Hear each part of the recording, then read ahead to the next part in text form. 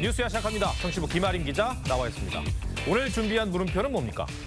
몸푸는 전 대통령들 총선 득실은입니다. 요즘 전직 대통령들의 외부 활동이나 발언이 부쩍 늘어나고 있어요. 네, 가장 눈에 띄는 건 박근혜 전 대통령입니다. 네. 2021년 특별사면 이후에 공개 발언은 거의 없었고요. 외부 활동도 병원 진료나 윤 대통령 취임식 참석 말고는 대구 동화사와 구미 박정희 전 대통령 생가 방문이 유일했죠.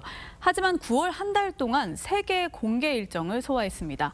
국민의힘 김기현 대표와 50여 분간 만났고요. 추석 연휴 직전엔 대구 전통시장을 찾아 장을 봤습니다. 첫 언론 인터뷰도 공개됐는데 국정농단 사태에 대해 국민에게 사과하면서 문재인 정부의 북핵 정책에 우려가 컸다고 비판하기도 했습니다. 네.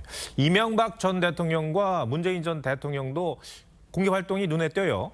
네, 박 전 대통령이 기직의 수준이라면요. 두 전직 대통령은 현실 정치에 발을 내디딘 양상입니다. 이 전 대통령은 지난달 제주에서 열린 중소기업인 대상 행사의 기조연설에서 윤 정부의 정책 방향을 높이 평가했고요. 이달 4대강 보를 방문하고 12월에는 서해전을 열 계획입니다. 퇴임 후 경남 양산으로 내려간 뒤 SNS로 입장을 냈던 문 전 대통령은 9.19 평양 공동선언 5주년 행사에 참석해서 윤석열 정부의 대북 정책을 공개 비판했습니다. 파탄난 지금의 남북 관계를 생각하면 안타깝고 착잡하기 짝이 없습니다. 정치권이 전직 대통령들의 행보에 관심을 가지는 건 아무래도 반년 앞으로 다가온 총선 때문 아니겠습니까?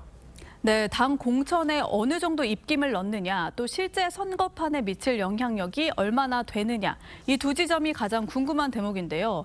변수는 윤 대통령의 지지율이 될 것으로 보입니다.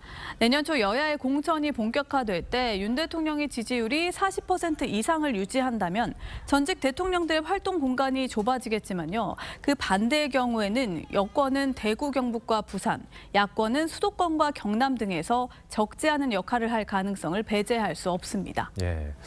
그러니까 내년 총선이 지난 대선의 연장전이 될 것이란 전망이 그래서 나오는 거겠죠. 네, 전직 대통령들의 최근 발언에서도 그 맥락을 읽을 수 있는데요. 박 전 대통령은 언론 인터뷰에서 좌파 정권이 연장되지 않고 보수 정권으로 교체된 것에 안도했다면서 윤 대통령에게 힘을 실어줬고요. 이 전 대통령도 지난달 김태호 의원을 만나서 현 정부의 자유민주주의 정책 방향이 맞지만 총선에서 지면 다 끝이라면서 보수 단결을 강조하기도 했습니다. 문 전 대통령도 마찬가지인데요. 홍익표 신임 원내대표에게 당을 잘 추스르고 단합된 힘으로 내년 총선 승리의 기틀을 마련해달라, 이렇게 총선을 콕 집어서 언급하기도 했습니다. 총선이 가까워 올수록 이런 움직임이 더 많아질 것 같습니다. 알겠습니다. 물음표 정리해볼까요? 네, 몸푸는 전 대통령들 총선 득실은의 느낌표는 결집 대신 중도 확장으로 하겠습니다. 네. 새 전직 대통령 모두 고정 지지층이 있기 때문에 진영 결집에는 도움이 될 겁니다. 하지만 총선의 승패는 여야 모두 싫다, 이런 중도층과 무당층의 선택이 가르겠죠. 여야 모두 추석 민심을 잘 곱씹을 때입니다. 네. 김아린 기자, 잘 들었습니다.